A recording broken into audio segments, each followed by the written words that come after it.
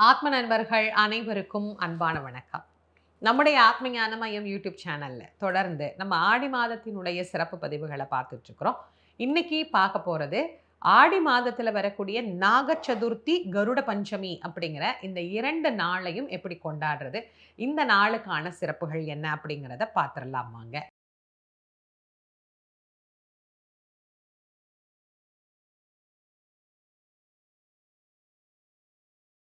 முதல்ல நாக சதுர்த்தி, அப்புறமா கருட பஞ்சமி. இந்த நாக சதுர்த்தி அப்படின்னு சொல்லும்போதே நமக்கு தெரியுது, இது நாகர்களை வழிபடக்கூடிய ஒரு வழிபாடு. பொதுவா நாக தோஷம் அப்படின்னு ஒண்ணு உண்டு. பாம்பு அடிச்சிட்டா கூட அது தோஷமாக மாறும் அப்படின்னு நெறைய பேர் சொல்லுவாங்க. பாம்பு அடிக்கக்கூடாது அப்படின்னு நாம நெனச்சிட்டு தான் இருப்போம். யாராவது வேணும்னே போய் பாம்பு அடிப்போமா? ஏதோ ஒரு ஆபத்தான ஒரு சூழ்நிலை, அடிச்சே ஆகணும் அப்படிங்கிற ஒரு நிர்பந்தம். அடிச்சுட்டா நெறைய பேர் அத வேற பயமுறுத்துவாங்க. "அடிச்சுட்டியே, அதுவும் வெள்ளிக்கிழமை வேற அடிச்சுட்டியே, இது என்ன பண்ணும்? அது என்ன பண்ணும்? அந்த தோஷமாயிடும், இந்த தோஷமாயிடும்." இந்த மாதிரி தெரியாமல் செய்யக்கூடிய சில தவறுகளுக்கு கூட அது நாகதோஷமாக மாறாது. நமக்கு பிரச்சனை தராம இருக்கணும்னா, இந்த நாள்ல செய்யக்கூடிய வழிபாடு ஒரு சிறப்பான வழிபாடு. இல்ல ஏற்கனவே பரம்பரை பரம்பரையா இந்த நாகதோஷம் இருக்குன்னுலாம் எங்களுக்கு சொல்றாங்க. எங்க ஜாதகத்திலேயே அது அமைஞ்சிருக்கு. அதனால தான் கல்யாணம் ஆகல, குழந்தை இல்ல, எந்த காரியத்திலயும் வெற்றி இல்ல, ஒரு பிசினஸ்ல டெவலப்மென்ட் இல்ல. எத கேட்டாலும் எங்களுக்கு இந்த பிரச்சனை தான் சொல்றாங்க. அப்படிங்கிறவங்க கூட இந்த நாள்ல எளிமையான வழிபாடு தான். இந்த வழிபாட்டை செய்கிற போது, நாகம் சம்பந்தப்பட்ட எந்த விதமான தோஷங்களாக இருந்தாலும், அதிலிருந்து ஒரு நிவர்த்தி கிடைத்து, ஒரு நல்ல வளர்ச்சி பாதையை நோக்கி நாம செல்றதுக்கும், இந்த தோஷம் நீங்கினாலே நமக்கு அடுத்தடுத்த நல்ல விஷயங்கள்லாம் நடக்கிறதுக்கு, கல்யாணம், குழந்தை அப்படின்னு எல்லாம் நல்லதாவே நடக்கிறதுக்கும் ஒரு நல்ல வழியாகவும் இது அமையும். அந்த வகையில நாக சதுர்த்தி அன்னைக்கு நாம எப்படி வழிபாடு செய்யணும் அப்படின்னு தெரிஞ்சுக்கிறதுக்கு முன்னாடி, அது என்னைக்கு வருது அப்படிங்கிறத தெரிஞ்சுக்கணும்ல. வழிபடக்கூடிய நேரத்தையும் சேர்த்தே சொல்லிடுறேன். வாங்க பார்த்துக்கலாம். 16/8/2026 ஞாயிற்றுக்கிழமை அன்னைக்கு நமக்கு நாக சதுர்த்தி அமைஞ்சிருக்குது. 15/8/2026 இரவு 8:36 ஆரம்பிச்சு 16/8/2026 இரவு 8:14 வரைக்கும் நமக்கு சதுர்த்தி திதி அப்படிங்கிறது வருது. ஆகவே 16ஆம் தேதி தான் நமக்கு நாக சதுர்த்தி. காலையில 7 மணியிலிருந்து 9 மணிக்குள்ள, அதுக்கு பிறகு 10:30லிருந்து 11:55 வரைக்கும் வழிபாடு பண்ணிக்கலாம். மாலையில 6 மணிக்கு கூட நாம இந்த வழிபாடு செஞ்சுக்கலாம். இப்ப நான் உங்களுக்கு நேரம், நாள், தேதி இது எல்லாமே நான் சொல்லிட்டேன். எப்படி வழிபாடு பண்ணணும் அப்படிங்கிறத இப்ப பார்த்துரலாம். நாள் பத்தி, நேரம் பத்திலாம் நான் உங்களுக்கு சொல்லிட்டேன். இந்த வழிபாடு செய்வதற்கு என்ன தேவை? நாகரினுடைய விக்கிரகம் வேணும். பல வீடுகள்ல வெள்ளியில வச்சிருப்பாங்க, செம்புல வச்சிருப்பாங்க. பல வீடுகள்ல அப்படி ஒண்ணு பார்த்ததே இல்ல. அதனால கோவில்கள்ல கண்டிப்பா இருக்கும். ஒரு பிள்ளையார் கோயில் இருந்தா கூட, ஒரு அரச மரத்தடியில பிள்ளையார் இருக்கிறாருன்னு வச்சுக்கோங்களேன், அங்க கூட அவர சுத்தி நெறைய நாகர் சிலை அடிச்சு வச்சிருப்பாங்க. அங்கேயும் இந்த வழிபாடு செஞ்சுக்கலாம். கோயிலுக்கும் முடில, வீட்லயும் எங்ககிட்ட இல்லன்னா, எந்த தெய்வீக திருவுருவ படமா இருந்தாலும், அதுல நாகருடைய படம் இருக்கும். சிவபெருமான் படம் வச்சிருக்கிறீங்களா? அதுல இருக்கும்.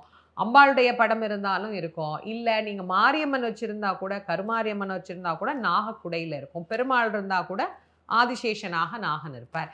என்ன படத்துல நாகம் இருக்கோ அத வச்சுக்கோங்க. எதுவுமே இல்ல அப்படின்னா, பக்கத்துல கோயில் இருக்கு. இல்ல எங்க ஊர்ல அரச மரம் இருக்கு. அத சுத்தி நெறைய நாகர் அடிச்சு வச்சிருப்பாங்க. அப்படின்னா கூட நீங்க அங்க போய் இந்த வழிபாடு செஞ்சுக்கலாம். கோயில்ல செய்ய போறீங்க அப்படின்னா, பால் எடுத்துட்டு போங்க, மஞ்சப்பொடி எடுத்துட்டு போங்க, தண்ணி எடுத்துட்டு போங்க. அவ்வளோதான்.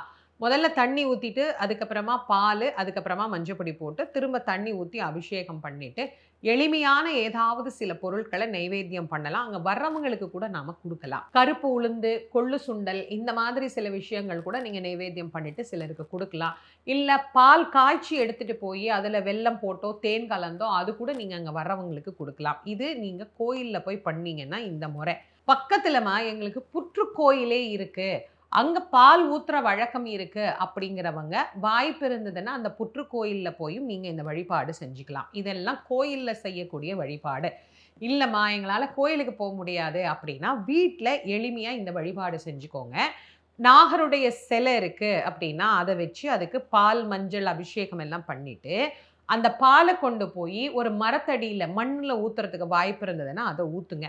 நாங்க வெளியூர்ல இருக்கிறோம், வெளி மாநிலத்தில இருக்கிறோம், வெளிநாட்ல இருக்கிறோம். இங்கெல்லாம் மண்ணுல கொண்டு போய் பாலெல்லாம் ஊத்த முடியாது அப்படிங்கிறவங்க, வீட்ல ஏதாவது தொட்டி வச்சிருப்பீங்கல்ல, செடி வச்சிருப்பீங்கல்ல, அந்த மண்ணுல கொஞ்சமா கொண்டு போய் இந்த அபிஷேக பால ஊத்திருங்க.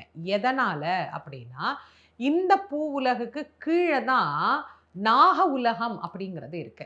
அங்க கொண்டு போய் நம்மளால இந்த பாலையோ, எதையோ நம்மளால சேர்க்க முடியாது அப்படிங்கிறதுக்காக தான் பெரியவங்க என்ன பண்ணுவாங்க, பூமிக்கு கீழ போயிடுச்சுனாலே அது கீழ இருக்கிற உலகத்துக்கு சேர்த்தி அப்படிங்கிறதுனால, இந்த பாம்புக்கு ஏதாவது ஒரு தோஷ பரிகாரமோ, ஏதோ ஒண்ணு பண்ணும்போது, அந்த பால் மண்ணுல படணும் அப்படின்னு ஒரு காரணமாக நமக்கு சொல்லுவாங்க. இது வாய்ப்பு இருக்கு அப்படிங்கிறவங்க இத பயன்படுத்திக்கோங்க. எதுவுமே முடியல அப்படிங்கிறவங்க ஒரு டம்ளர் பால் வச்சு அத நீங்க நெய்வேத்தியம் பண்ணுங்க. அத நம்ம வீட்ல ஒரு தொட்டி வச்சிருப்போம்ல, அதுல ஒரு 2 சொட்டு விட்டுருங்க போதுமானது.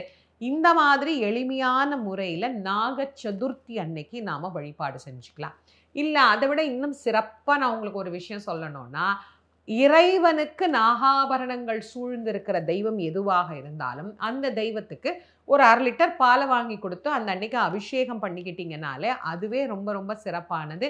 தெய்வத்துக்கும் பண்ண மாதிரி ஆச்சு, நாகத்துக்கும் சேர்த்து பண்ணின மாதிரி ஆச்சு. அதனால, அது எது உங்களுக்கு வசதியோ, நான் இவ்ளோ விஷயம் சொல்றேன்.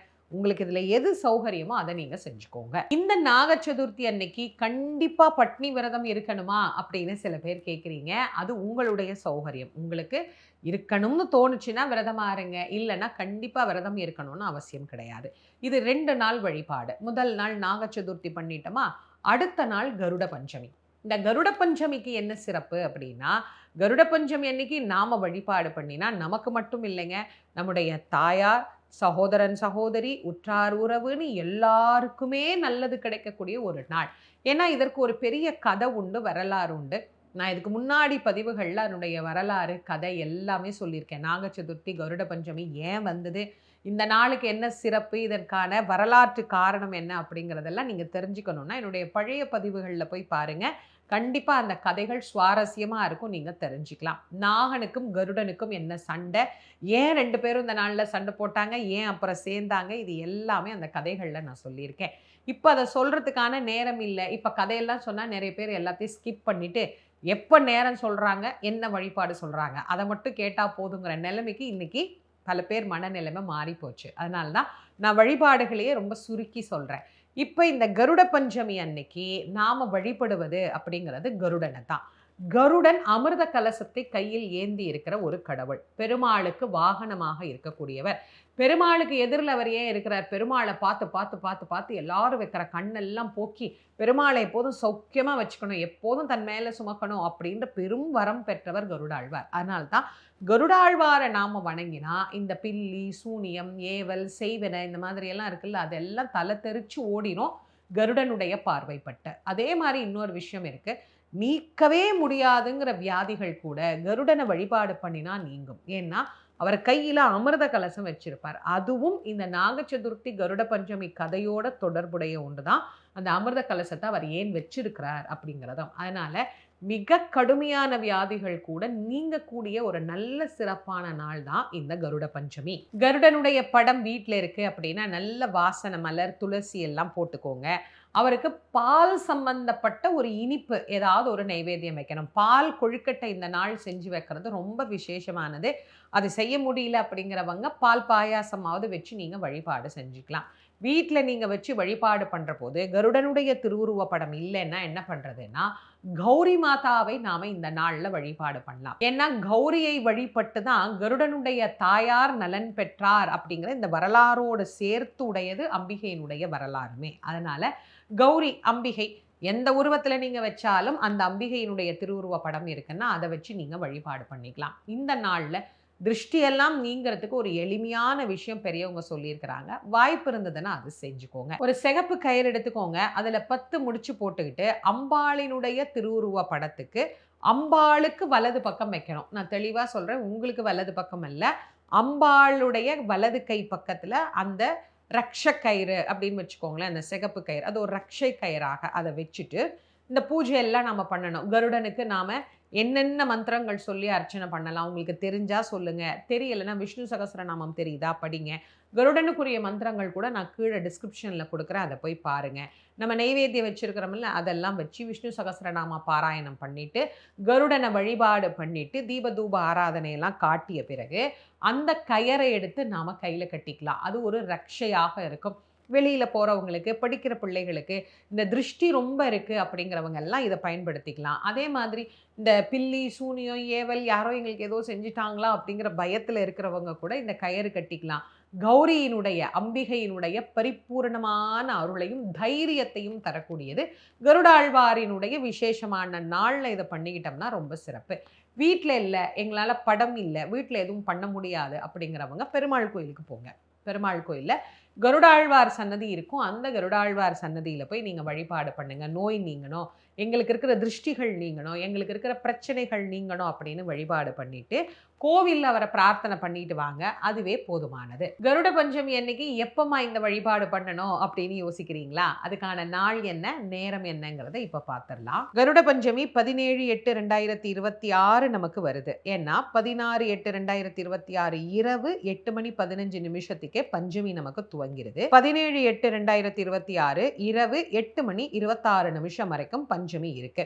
திங்கக்கிழமை அன்னைக்கு நமக்கு பஞ்சமி இருக்கிறதுனால காலையில் 6 மணியிலிருந்து 7 மணிக்குள்ள இந்த வழிபாட்டை செஞ்சுக்கலாம். 9 மணி 10 நிமிஷத்திலிருந்து 10 மணி 20 நிமிஷம் வரைக்கும் இந்த வழிபாடு செஞ்சுக்கலாம். நான் உங்களுக்கு 2 நாளைக்குமான நேரம் கொடுத்துருக்கிறேன். 2 நாளைக்குமான வழிபாட்டுக்குரிய விஷயங்கள் பற்றி சொல்லியிருக்கிறேன்.